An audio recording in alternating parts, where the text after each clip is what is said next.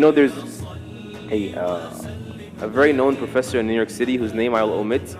And I always love mentioning his story because he struggled with faith for a long time, and he always talks to people about this.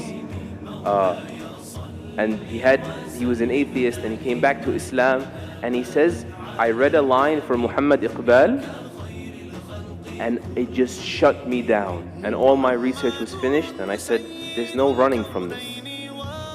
Muhammad Iqbal, rahimahullah, he says, sure, you can deny God, but how do you deny Muhammad? Alayhi salatu wassalam. In other words, sure, you can be immature and say, I'm not going to believe in something I don't see. Case closed, stop talking to me, right?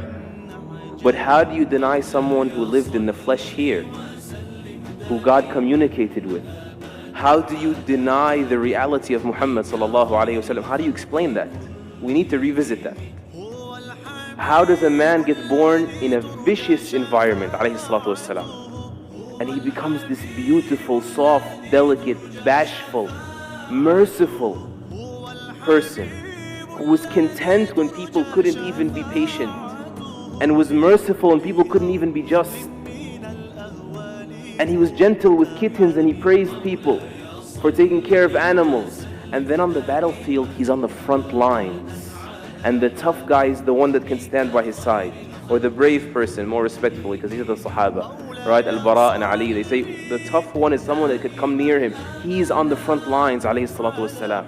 How do you explain someone who's like that, of valor, and then he stops the army, as Ibn Mas'ud says, or he says, we were on a travel, and he says, who scared this pigeon regarding her babies? Who took the babies away? How do you explain that?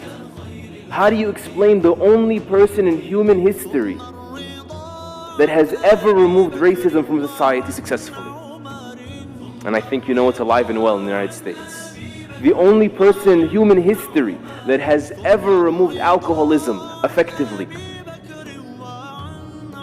that has suffocated the institution of slavery until it dwindled and people benefited from their freedoms and enjoyed them.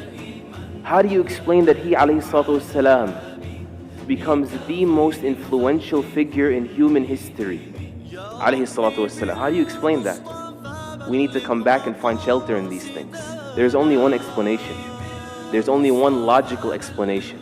And then rationale from there will tell you it's rational that I surrender to this beautiful, perfect, omnipotent God.